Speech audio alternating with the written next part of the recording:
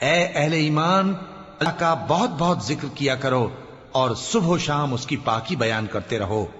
وہی تو ہے جو تم پر رحمت بھیجتا ہے اور اس کے فرشتے بھی، تاکہ تم کو اندھیروں سے نکال کر روشنی کی طرف لے جائے۔ اور اللہ مومنوں پر مہربان ہے۔ جس روز وہ اس سے ملیں گے تو ان کا تحفہ اللہ کی طرف سے سلام ہوگا، اور اس نے ان کے لیے عمدہ ثواب تیار کر رکھا ہے۔ اے پیغمبر، ہم نے تم کو گواہی دینے والا اور خوشخبری سنانے والا اور خبردار کرنے والا بنا کر بھیجا ہے، اور اللہ کی طرف اسی کے حکم سے بلانے والا اور چراغ روشن۔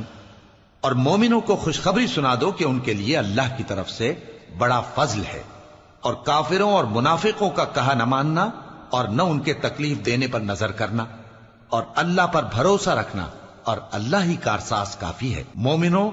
جب تم مومن عورتوں سے نکاح کر کے ان کو ہاتھ لگانے یعنی ان کے پاس جانے سے پہلے طلاق دے دو تو تم کو کچھ حق نہیں کہ ان سے عدت پوری کراؤ، بس ان کو کچھ فائدہ یعنی خرچ دے دو اور ان کو اچھی طرح سے رخصت کر دو۔ اے پیغمبر صلی اللہ علیہ وآلہ وسلم،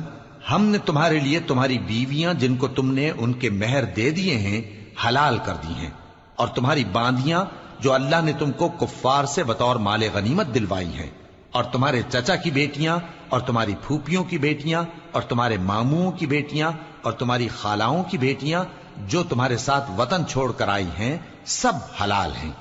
اور کوئی مومن عورت اگر اپنے آپ کو پیغمبر صلی اللہ علیہ وآلہ وسلم کے حوالے کر دے یعنی مہر کے بغیر نکاح میں آنا چاہے، بشرطے کہ پیغمبر صلی اللہ علیہ وآلہ وسلم بھی اس سے نکاح کرنا چاہیں، وہ بھی حلال ہے۔ لیکن یہ اجازت اے نبی صلی اللہ علیہ وآلہ وسلم خاص تم ہی کو ہے، سب مسلمانوں کو نہیں۔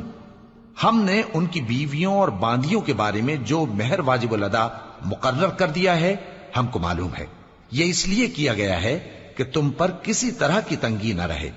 اور اللہ بخشنے والا ہے، مہربان ہے۔ اے پیغمبر صلی اللہ علیہ وآلہ وسلم، تم کو یہ بھی اختیار ہے کہ جس بیوی کو چاہو پیچھے رکھو اور جسے چاہو اپنے پاس رکھو، اور جس کو تم نے پیچھے کر دیا ہو اگر اس کو پھر اپنے پاس طلب کر لو تو تم پر کچھ گناہ نہیں۔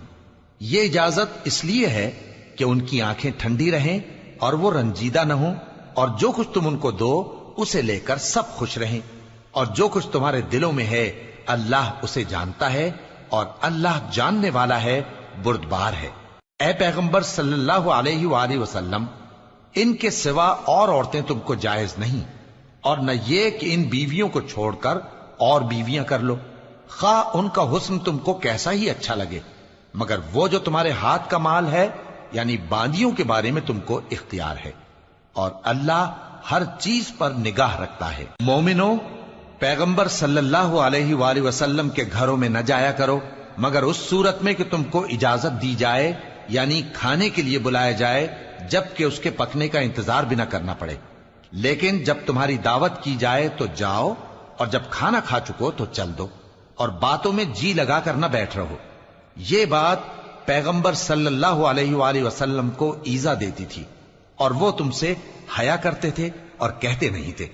لیکن اللہ سچی بات کے کہنے سے نہیں شرماتا۔ اور جب پیغمبر صلی اللہ علیہ وآلہ وسلم کی بیویوں سے کوئی سامان مانگو تو پردے کے باہر سے مانگو،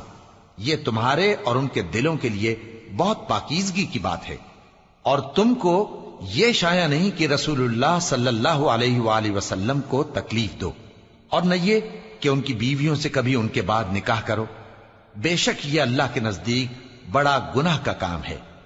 اگر تم کسی چیز کو ظاہر کرو یا اس کو مخفی رکھو تو یاد رکھو کہ اللہ ہر چیز سے باخبر ہے۔ خواتین پر اپنے باپ دادا سے پردہ نہ کرنے میں کچھ گناہ نہیں، اور نہ اپنے بیٹوں سے اور نہ اپنے بھائیوں سے اور نہ اپنے بھتیجوں سے اور نہ اپنے بھانجوں سے، نہ اپنی سی خواتین سے اور نہ اپنے باندی غلاموں سے۔ اور اے خواتین، اللہ سے ڈرتی رہو، بے شک اللہ ہر چیز سے واقف ہے۔ اللہ اور اس کے فرشتے اس پیغمبر صلی اللہ علیہ وآلہ وسلم پر درود بھیجتے ہیں۔ مومنوں، تم بھی ان پر درود بھیجو اور خوب سلام بھیجا کرو۔ جو لوگ اللہ اور اس کے پیغمبر صلی اللہ علیہ وآلہ وسلم کو اذیت پہنچاتے ہیں ان پر اللہ دنیا اور آخرت میں لعنت کرتا ہے، اور ان کے لیے اس نے ذلیل کرنے والا عذاب تیار کر رکھا ہے۔ اور جو لوگ مومن مردوں اور مومن عورتوں کو ایسے کام کی تہمت سے جو انہوں نے نہ کیا ہو ایذا دیں تو انہوں نے بہتان کا اور کھلے گناہ کا بوجھ اپنے سر پر رکھا۔ اے پیغمبر صلی اللہ علیہ وآلہ وسلم، اپنی بیویوں اور بیٹیوں اور مسلمانوں کی عورتوں سے کہہ دو کہ باہر نکلا کریں تو اپنے چہروں پر چادر لٹکا کر گھونگھٹ نکال لیا کریں۔ یہ چیز ان کے لیے موجب شناخت و امتیاز ہوگی تو کوئی ان کو ایذا نہ دے گا، اور اللہ بخشنے والا ہے، مہربان ہے۔ اگر منافق اور وہ لوگ جن کے دلوں میں روگ ہے اور جو مدینے کے شہر میں بری بری خبریں اڑایا کرتے ہیں اپنی حرکتوں سے باز نہ آئیں گے تو ہم تم کو ان کے پیچھے لگا دیں گے، پھر وہ تمہارے پڑوس میں نہ رہ سکیں گے مگر تھوڑے دن، وہ بھی پھٹکارے ہوئے، جہاں پائے گئے پکڑے گئے اور جان سے مار ڈالے گئے۔ جو لوگ پہلے گزر چکے ہیں ان کے بارے میں بھی اللہ کی یہی عادت رہی ہے، اور تم اللہ کی عادت میں تغیر و تبدل نہ پاؤ گے۔ لوگ تم سے قیامت کی نسبت دریافت کرتے ہیں کہ کب آئے گی، کہہ دو کہ اس کا علم اللہ ہی کو ہے، اور تمہیں کیا پتا، ہو سکتا ہے قیامت قریب ہی آ گئی ہو۔ بے شک اللہ نے کافروں پر لعنت کی ہے اور ان کے لیے جہنم کی آگ تیار کر رکھی ہے، اس میں وہ ہمیشہ ہمیشہ رہیں گے، نہ کسی کو دوست پائیں گے اور نہ مددگار۔